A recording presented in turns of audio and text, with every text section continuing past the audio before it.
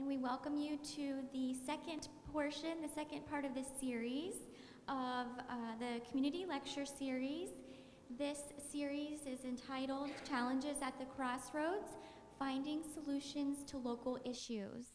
So we continue on this year with our faculty focusing on Ernest L. Boyer's work and how higher education's purpose has morphed throughout its 350-year history here in the U.S. According to Boyer's argument, various countries' philosophies on its purpose range from, quote, a means to self-development to an end in itself. Since the GI Bill of 1944, people have seen the offer of an education as more of a right than a privilege, and its purpose as equipment for service. But now, just as when Boyer wrote this special report, Scholarship Reconsidered in 1990, we are still facing continuously changing variables with seemingly no constants, shaping and reshaping the world around us. As an institution of higher education, we are a knowledge nucleus, nestled here in a small historic town, a town that is growing and in some ways out of our control. There will be strains, pressures, and new challenges to consider. How can we responsibly apply our knowledge to our surrounding societal context, prove helpful to our local population and institutions, and taking our learning, discoveries, exploration, and investigations beyond the classroom and into the world, our world of St. Augustine, Florida. So now a little bit about our speaker today, Dr. Michaela Majorana Basas. As a 2000 alumnus of Flagler College, she has devoted 16 years to the field of deaf education as a classroom teacher, researcher, and professor. She's received her master's degree from the University of Hawaii at Manoa and her PhD from Michigan State University. Both her master's and doctoral degrees are in special education, and her undergraduate work is in deaf education, K through 12, and elementary education. Please help me in welcoming Dr. Majorana Basas.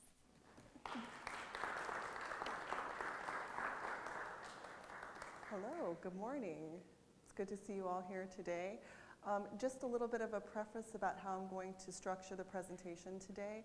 I'm going to start off with a little bit of the history of deaf education. So I'm looking around the room, so some of you might have some background knowledge in that area. And then move into what we are dealing with currently in the field, some solutions that we're looking at as professionals, and then how we can make better connections throughout our community. So that's the structure for today. So good morning. So before I get started, I want you to take a look at this image, and just in your mind, tell me how many planks of wood you see. And just keep that in your head, and we will revisit this later on in the presentation. So just some background information for you. In the world today, there are approximately 70 million people who are deaf. Now, when I look at the census data, which is not very accurate because not everyone fills out a long form, the last number that I could find for the state of Florida was approximately 2 million people in the state of Florida have some sort of hearing loss. So that's a pretty large number. About 2 to 3 out of every 1,000 children born in the United States are born with some level of detectable hearing loss in either one or both ears, and 95% of those children are born to hearing parents. So what does that mean?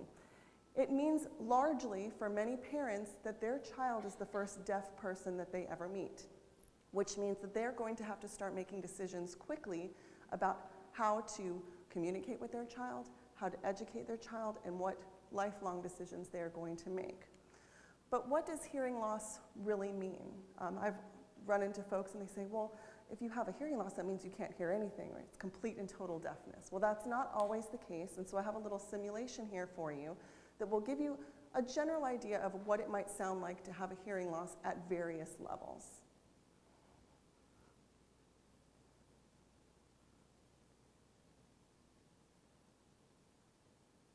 Oops, I thought I bypassed those.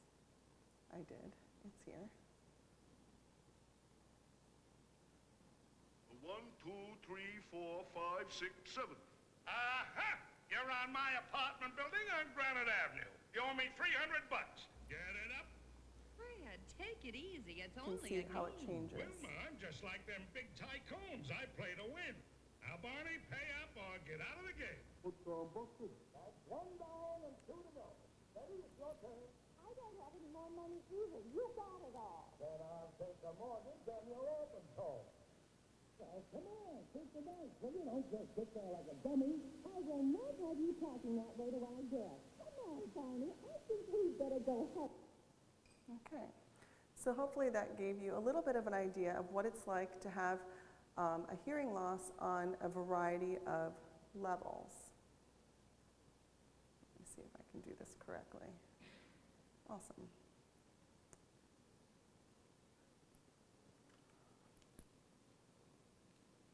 Now, when we look at children who are diagnosed with some sort of hearing loss, usually at birth, but at some point along the way, we have to understand that every single child, every single one, regardless if they are born to hearing parents or deaf parents, are caught in the middle of an unnecessary debate that will eventually impact them in some way, either educationally or socially. In some way, they will be impacted.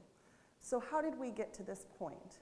We have to understand the historical context for this before we can offer viable solutions. So if we go back, and of course deaf education does predate this, but 1880 is an important year in deaf education. And a large conference was held in Milan where educators of the deaf were gathered together to make ultimate decisions educationally for what they felt was best for children who were deaf or hard of hearing. At this conference, what was called oral education, we now call it listening and spoken language, but essentially not using sign language, listening and speaking to communicate, was declared superior to using sign systems in the classroom. Sign languages were banned in many countries, fortunately not the United States, but in many countries it was, because it was thought to injure the development of speech in children who were deaf. Many deaf teachers, lost their jobs, and as a result, the deaf community felt very oppressed by these measures. So you can imagine that had a large impact on deaf education. Now, about 15 years later, you might recognize these folks. We have A.G. Bell and Edward Minor Gallaudet. They were both here in the US, educators of children who are deaf or hard of hearing, advocated, worked in the areas, had a big stake in deaf education here in the US, but had very different views.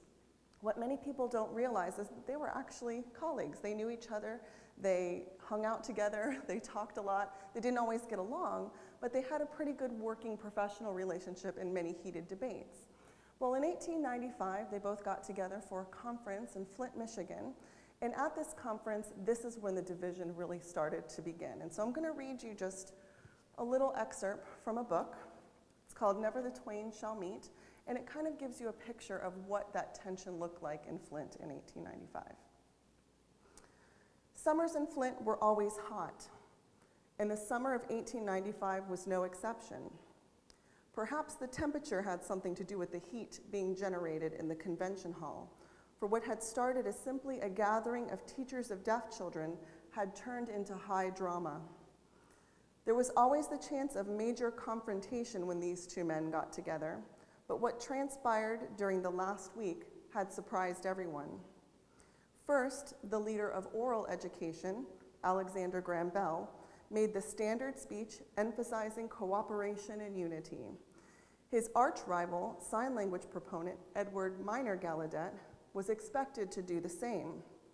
Instead, he blasted Bell and everything he stood for, stunning the convention audience by questioning Bell's honesty and integrity and blaming him for the current schism within the field of education of deaf children. Certainly the two disagreed about how best to communicate with deaf children, but their disagreement had never taken such a nasty turn, at least not publicly. Bell refuted the charges made against him. He succeeded or failed depending on one's point of view.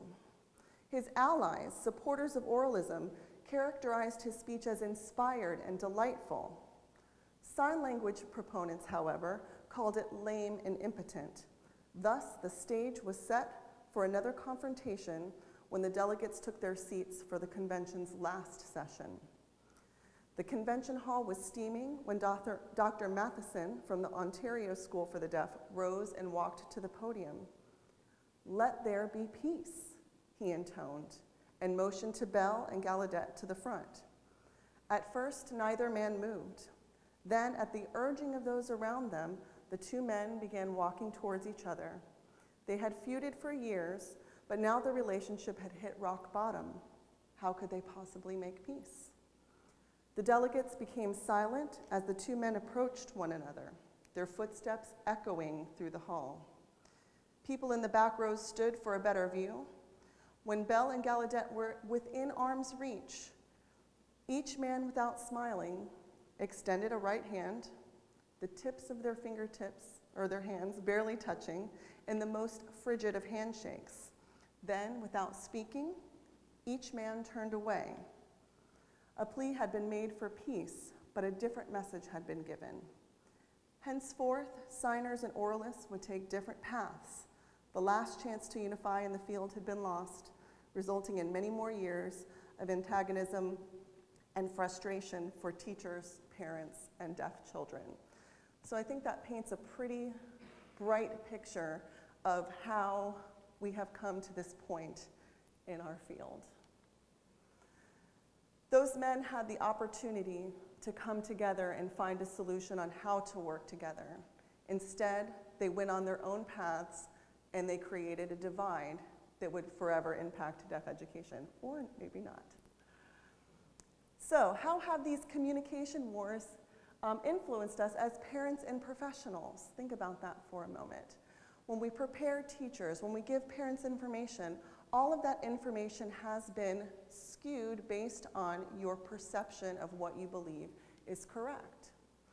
And so I'm going to share with you a little bit of my journey as a teacher, and it was a difficult and uncomfortable journey to coming to the point that I am today. As Ms. Creamer mentioned, I am a graduate of Flagler College in the Flagler College Deaf Education Program, which I am very proud of, and it gives me my roots. And my roots are very strongly embedded in what we call the capital D deaf community, or that culturally deaf community. I was prepared to teach children using sign language. I have a strong support for bilingual education, and I always had that view, especially as a young teacher. Well, throughout my years of teaching, I worked in various positions in various places, and at one point I was working in a school that was a bilingual school for children who are deaf or hard of hearing.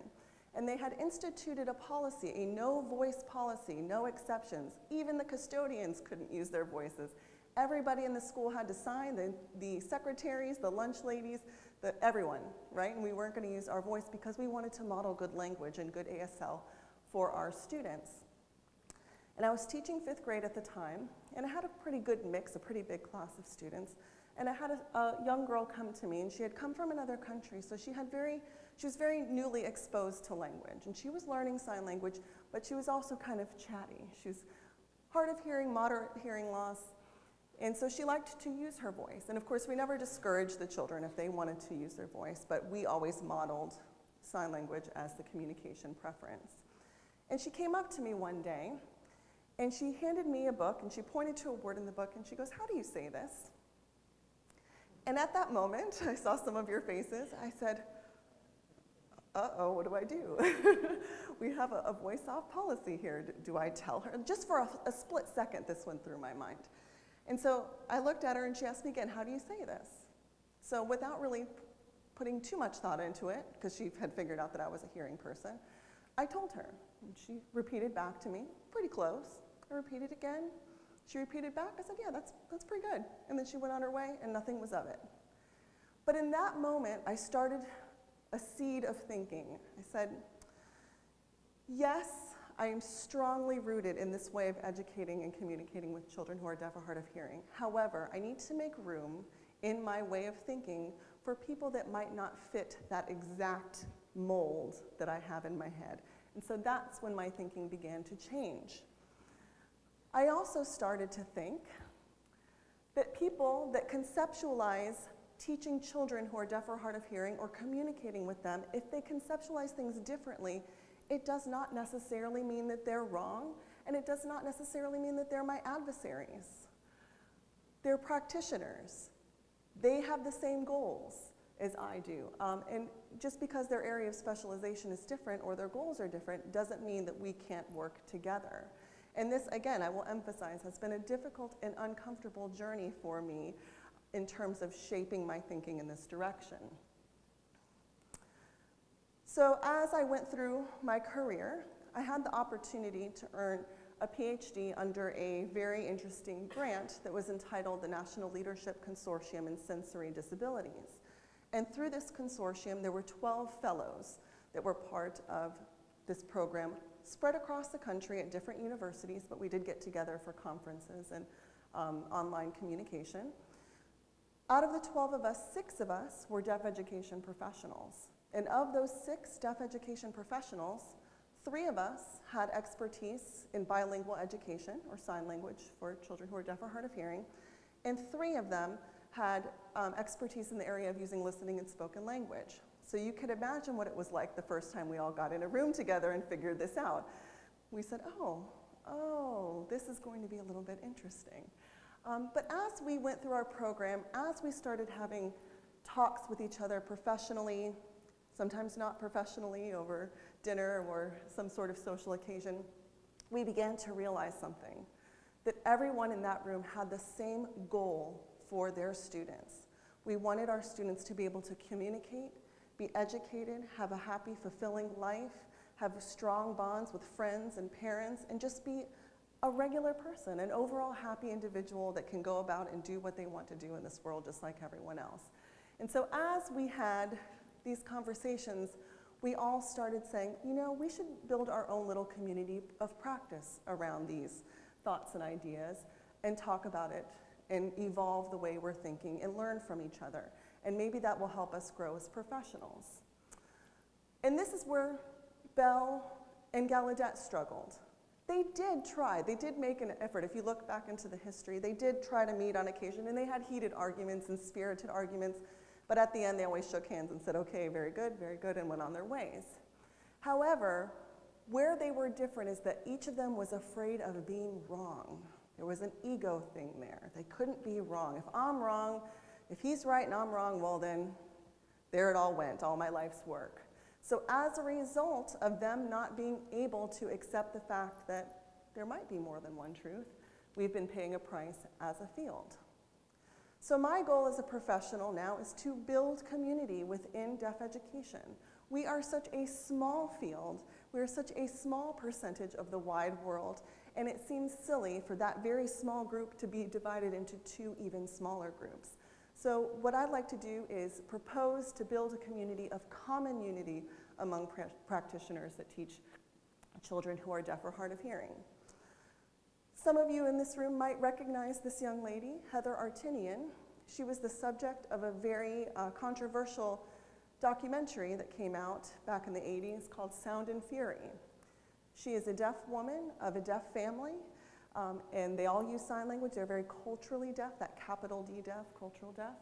And she had made a decision that she wanted a specialized surgery to get a cochlear implant so that she could learn or practice to listen and talk. And so I'm going to share just a little bit about her story. Oh, and it's blurry, that's funny.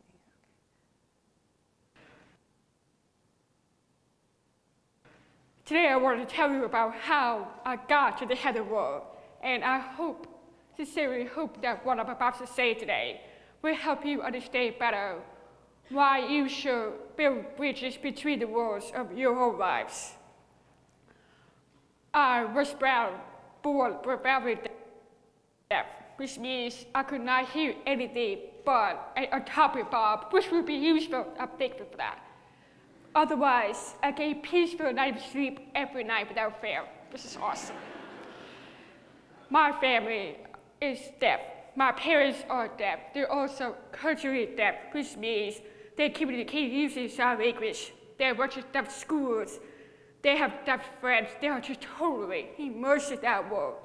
I have 2 younger deaf brothers who are the same way. But I also have hearing grandparents, hearing uncles, deaf aunts, deaf cousins, so my family is just a giant mix of hearing and deafness. But shalom is my favorite part of my family. When I was 5 years old, I was standing on a bridge, and to my left were my deaf parents and the deaf world, and to my right were my hearing grandparents and the hearing world. I was just 5 years old at the time, and I desperately wanted to be equally both worlds. And that's how the controversy started. Okay.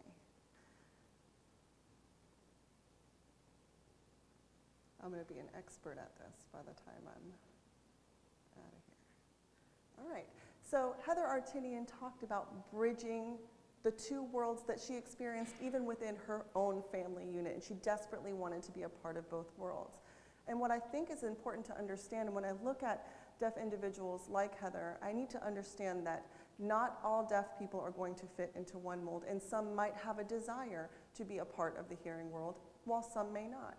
Some might have a desire to be a part of the deaf world, and some may not. So understanding and respecting these decisions among and within the deaf community are important for me as a professional, but it's also important for the deaf community to understand that these exist, and that's where some additional attention lies. Had our friends Bell and Gallaudet made the decision to unify, we probably wouldn't have listened to that talk from Ms. Artinian. We probably would just be going about our ways, and everyone would be doing what they were doing, and we would be moving forward, hopefully. But I really do feel like if they had made the decision to come together and find solutions where they could find a little bit of each of their expertise area and put them together to move forward, we might not have the same issues that we are dealing with in deaf education today. So I'd like to talk about finding a journey to that middle, finding that part of the bridge where you can have a little bit of both worlds into your life. There is a bit of terminology that exists out there that in the political circles, and when we talk about looking at a middle ground, especially in areas where there are two very divisive ends, people that tend to find the middle are called cultural creatives. So cultural creatives are not neutral to both. They are still very strongly grounded in their roots. So for me, I am always going to be very firmly grounded in deaf community and the use of American Sign Language and bilingual education. However, I can learn to see things from my colleagues' point of view. One of the things that I thought was a really lovely quote when I was reading up on cultural creatives was that cultural creatives bridge the old with the new by unraveling the threads of old garments and weaving new fabric, cutting original designs, and sewing together a new one, carrying forward what is valuable from the past and integrating it with what's needed for the future. And when I read that, I distinctly see exactly what might be a solution for us in deaf education and bridging communities. If we could take a little bit from what we know works, get over our ego a little bit, get over our our decisions as professionals and say, you know what, you might have a little bit of rightness in what you do as well, and weave those together, we might have an opportunity for moving forward. We need to look for commonality amongst individuality. So when we do that, it fosters respect, empathy, compassion, and understanding. And that is definitely something that I have found in working with my colleagues from the consortium. The more we talk, the more that we find commonality amongst ourselves, despite our individual differences as professionals. We have, over time, earned so much more respect for one another, have so much more compassion for each other's work, and understand. One of the other things that we've talked about as a group is that you have to not look at knowledge as little bits of understanding to be looked at individually. You need to look at the full picture. And so when we look at this image here, we see our man on the island shouting, "There's a boat, I'm so excited," but he doesn't have the full picture, because you can see our guy in the boat, he's not having a great time of it either. And he sees land and he thinks all is saved, but if either one of them had the full picture, then they would realize that things are not as happy as they think they were. So remember that image from the beginning. I asked you folks to say, in your mind, how many planks of wood did you see? How many of you folks saw 4? And how many saw 3? See, oh, that's interesting, see? So it depends on your perspective. Again, these principles can be applied to when we are bridging divides between two groups of people. Clearly it's 4 to this man, and clearly it's 3 to him. Are they right? Are they wrong? Who's right? Who's wrong? Who's to say? Right? It depends on your perspective, and so that's the important message here. So the only way to move forward is to move through. And this was something that I heard, again, a lot of these things stem out of political debates, which I find is interesting. The field of deaf education is a little bit politically charged, but I find these little tidbits through politics. And Al Letson from NPR was talking about politics, and he said this, and I said, that's exactly what we need in deaf education. We need to go through. And so we have to understand that I cannot force anyone to understand my message, just as they cannot force me to understand theirs. However, you don't underestimate the power of planting a seed. You also don't need to be a proponent of one way of thinking to understand that one system is not best for all, that every child is their own unique human being that's going to have different needs, preferences, and desires, and that's an important concept. So, we know that we share a common narrative, despite which end of the spectrum we fall on, about what it means to be an educator of the deaf. So we can foster and build community through common unity, and we could use this to solve problems that are just a little bit bigger than ourselves. When we look at the data, the research on the success of education of children who are deaf and hard of hearing, the statistics aren't great.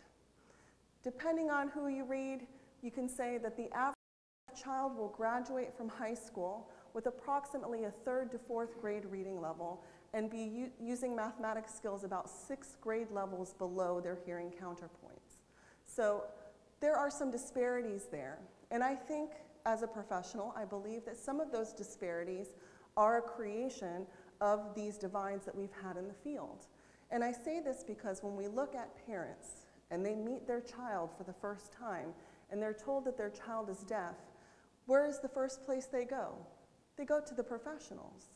And depending on the professional that they go to, that is the professional, or that might be the way that they start educating and communicating with their child, regardless if it is what's going to be right or successful for their child. So by building these bridges of common unity amongst the professionals, hopefully we can provide parents with a broad array of information right when they need it, so that they can make valid choices for their children, and they don't have to wait and delay and say, I've tried this for 8 years and it doesn't work. Now they have a child in 3rd grade, and now they're making changes. You can see how that would impact their educational outcomes. So we need to come together as professionals and members of the deaf community. So that small little cohort of the 6 of us turned into something. Go figure. We started meeting online. We would have video chats, phone conferences, et cetera, and so forth. And we said, you know, we need a little place where we can throw up resources and maybe have some online dialogue. And Facebook seemed to be the easiest way to do that because we were all on Facebook. Social media is pretty simple. So we opened up a little Facebook page, and we called it the Radical Middle because we thought it was kind of a radical idea for a bunch of oralists and manualists to get together and start talking about stuff professionally. And so people would ask us, oh, what is this thing? And so, you know, oh yeah, I want to do that. I said, sure, come on over. We're just, you know, informal conversations. And so over time, and this was a surprise to all of us, that in a very short amount of time, we went from 6 of us to we're almost at 500 at the moment of professionals, parents, and teachers, and this is just the Facebook group, of having open dialogue across philosophical persuasions, if you will, about deaf education. And we all come there with no judgment. On occasion there's judgment, but we nip it in the bud when it happens. But we come there with the idea that we aren't going to judge one another. We're not trying to prove anyone right or wrong. We're there to have open dialogue about what works for children who are deaf or hard of hearing. Now, we aren't the first to do this. parents figured this out well before we did. And there is a group of parents or an organization called Hands and Voices. And this is a national organization, and they have a variety of state and local chapters. And basically the parents said, you know what? Enough with this. Because what they were getting frustrated with, and if we look at what the research says, every professional they went to might tell them something different. Oh, that's 100% completely wrong. This is what you should be doing. Or that's 100% completely wrong. This is what you should be doing. And you can imagine as a parent how frustrating that might be, especially when you are just looking for information. And so we find that many professionals and their philosophical stance were what was determining how they were providing information to parents rather than what was needed for that particular child. Parents were also complaining that professionals were biased. They weren't giving them the full picture. So they said, you know what, we're going to start our own group. And they did. And it's grown exponentially since the early 2000s. And what they provide is support, not bias towards any communication modality, for all parents from the moment that they find out their child is deaf. They have online networks. They have conferences. Somehow they can work together. And so when the 6 of us initially got together, we said, you know what, if the parents can do it, the professionals certainly can too, and I think it's very needed. So one of the taglines that we use for the radical middle is unity, not uniformity, in deaf education. And what we mean by that is you can take a stand for something, but it doesn't automatically mean you are 100% against something else. What we need to do is look at the field from the bottom up. We know that in our field, we approach problems very differently depending on your philosophical stance. So we need to find the way through. We need to have some open dialogue.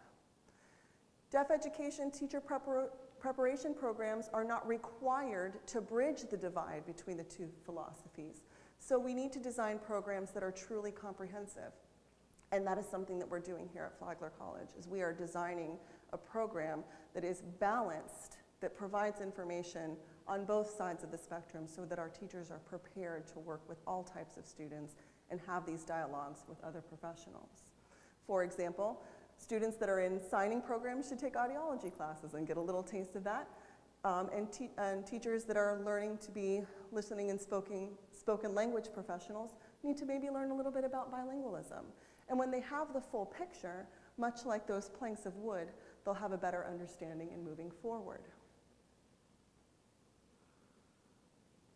To move forward, we always have to look at the past. So if we could go back in time and fix that rift and close the gap, we could leave here possibly re-envisioning the way that we see our field as a whole, how we empower individuals who are deaf or hard of hearing, train our teachers in deaf education, approach and support parents, and making the choice to unify for the benefit of the children. I had a wonderful advisor during my doctoral studies that told me it's always about the kids. It's never about you. It's never about your research. It's never about the A or B or C or whatever it is you're going to get on your paper. It's not about how many journal articles, how many research studies, how many conference presentations. It is always about the children. And I think sometimes as professionals, when we pull away from that environment, that narrative starts to fade a little bit. So always having that underlying tone. It's not about us. It's not about me. It's not about you folks sitting in the room. It's about the kids. Making room for more than one truth. Very little in this world is black and white. That applies to deaf education as well. Just like our planks of wood, you can be 100% right, and so can the other person. And if you pose your experience as the only right experience, then you are 100% wrong. And it's okay to be wrong. And that's something, again, that Gallaudet and A.G. Bell struggled with. They couldn't deal with having a little bit of wrong in the way that they were thinking. And when you are challenged by an opposing statement, the neutral reaction is to, or the natural reaction is to react in some way. Ask yourself as professionals, do you want to be right or do you want to be better? And when you see challenges to your rightness, you can use that as an opportunity for growth. And then we can take a look to the larger community. So outside of just the professional community of deaf education, but into the local community. So when we think about St. Augustine, for example, as a local community, we have a pretty good concentration of individuals who are deaf or hard of hearing here, mainly because we have the School for the Deaf here, and we have 2 nearby institutions that have deaf education as areas of study. And so when you have that sort of dynamic in any particular community, that's going to attract more individuals that identify with that area. So what it's important to do as a community here locally in St. Augustine is to seek to understand, connect, recognize, and respect. So to understand, for those of you that may or may not know some of these things, some myths and misconceptions. For those of you that are working in businesses, or you may encounter individuals who are deaf or hard of hearing out in the community, there are some things that might be helpful to know. One is that we use American Sign Language here in the US. That is not a universal language. There is a signed language for just as many spoken languages as there are in the world. So it is not a universal language. Another myth is that all people who are deaf use American Sign Language. This is not the case. There are some individuals that do not identify at all with the deaf community. They don't even identify as being a deaf person because their social circles are mainly with their hearing family, the hearing community, and they use assisted listening devices and listening in spoken language. So it's important to understand that as well. Another myth is people who are deaf are expert lip readers. Absolutely not, and if anybody's ever watched a taping of bad lip reading, you will know that it's very easy to substitute some words in there to make it just sound like something that you don't understand at all. In the English language, approximately 25 to 30% of the words on the lips are visible and understandable, and that's for the really good lip readers. So if you're not real good at it, your accuracy rate's going to be much lower than that. This is my, should I say, favorite. Hearing aids and cochlear implants are a cure for deafness. How many of you have seen those very touching, heartwarming videos of the baby that heard her mother for the first time? And they're wonderful, right? They're very emotional and they capture you and you say, oh, we found this cure, we found a way. Why don't all deaf people get this? And it's important to understand that one, it does not work for all deaf people, but it certainly works for some. And hearing is perceived very differently through assistive listening devices than it is for natural hearing. So don't make those assumptions when you come across someone who's deaf or hard of hearing, like, well, why don't you have a hearing aid? Or why don't you have a cochlear implant? There's some very personal decisions that go behind that. And also, too, that we have to understand that the technology does not always work in their favor. Another misconception is that people who are deaf wish they could be hearing. Again, we have a strong community, a deaf community of individuals that identify as being deaf, as their way of life, as their culture. ASL is their native language, and they don't feel any need to feel like they need to assimilate or pretend or change themselves to be a hearing person. A good one for our community is writing back and forth is just as good as having an interpreter present. No.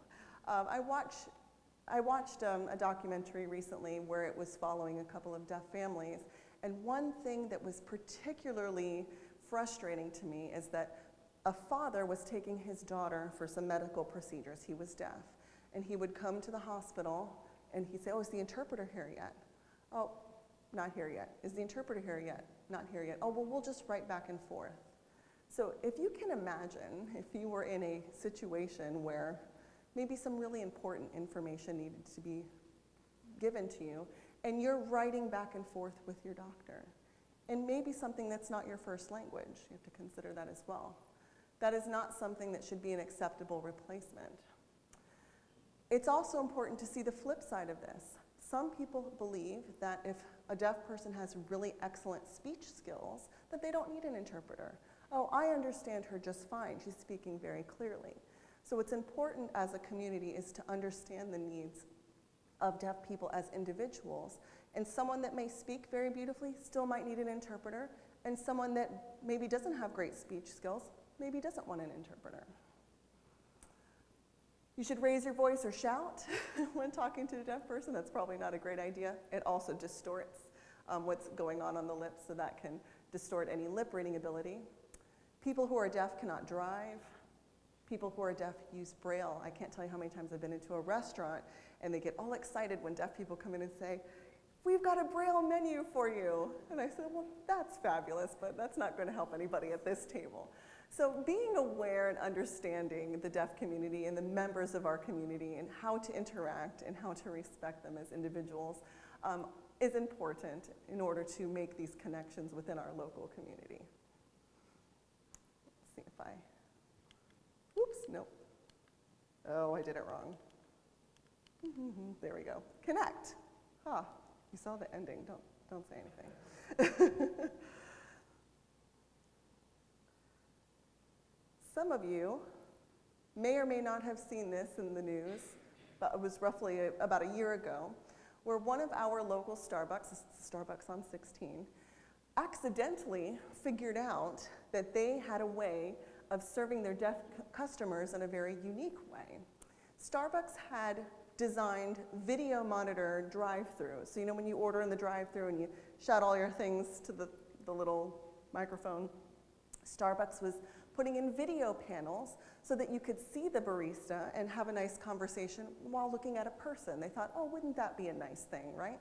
Well, what had accidentally happened to that, we didn't realize that this was possibly a universal design, was that a deaf person had pulled up and basically indicated through the video that I can't hear, like that she was going to pull up, but luck had it that the barista was learning sign language at her local community college and said, wait, I can take your order right here over video. And they signed to each other, and she took her order, and well, wouldn't you know it? And so you can bet that there's a lot of deaf folks that go down to that Starbucks now because they know folks that can communicate with them. So a little happy accident like that, just that little bit of extending out to the community, had a huge impact on how not only the deaf community perceives a particular business or how they go to a business or where they're going to go in the community, but it just did a really nice job of bridging two communities together. Since then, there have been several deaf coffee hours, deaf coffee chats that have happened at that particular Starbucks, and the manager there at the time, the management's changed just a touch, but at the time made sure to employ students that were sign language students so that everybody could order very comfortably, and it was really just a lovely experience. Now I'm doing all kinds of crazy stuff. Here we go. My apologies. Okay.